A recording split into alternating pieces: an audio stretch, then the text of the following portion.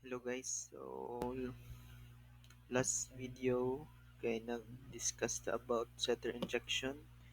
So karon nga video is atong i-discuss nga unsaon nga diri sa application context is dili na ta magsigi og declare og bin. So dili na kay ta magsigi declare og bin unsaon na ta siya. So first is adtuon na to ning mga class. So ato ta first sa soft drink product. So sa soft drink product diri sa taas atong butangan og at component. So add component. So make sure nga kaning stereotype.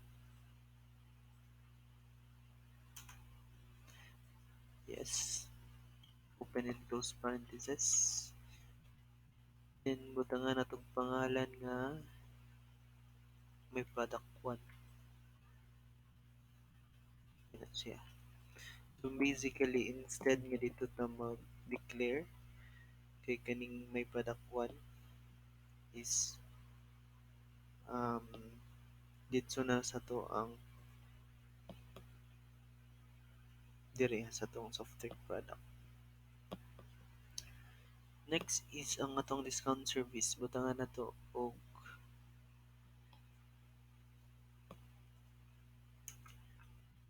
component.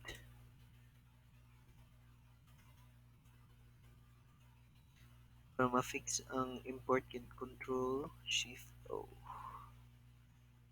Then butangan na to og pangalan nga may discount. So okay na ta ani. Ato ra ni siyang i-comment sa.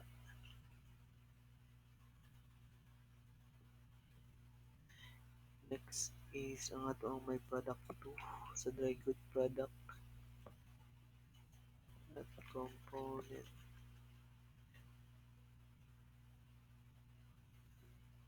Control shift O lang. Save dayon. So okay na ta ni.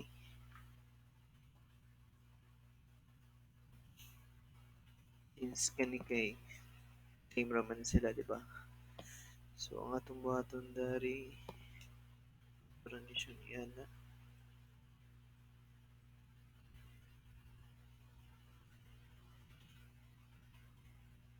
Then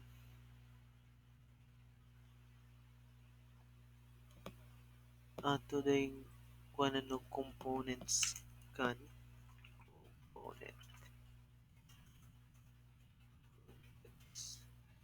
context components kan kana bali ang iyahang buhaton ani guys kay instead nga mag-declare ta diri one by one nga bin is iyarang i-scan ang base package. So atong base package is kanis diya com.expert.product app. So pwede rin natin siya kopyahon dari.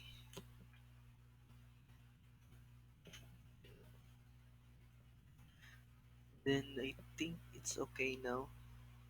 Pwede na ito tat-out sa my product 1 ay sa main app. Run. So as you can see, wala ray naitabo, di ba guys? Wala error naitabo. So basically na clean up na nato ni siya. So naka minute ani guys is ikaw niya i-search ang base package dari which is ang kanang com.expert product app.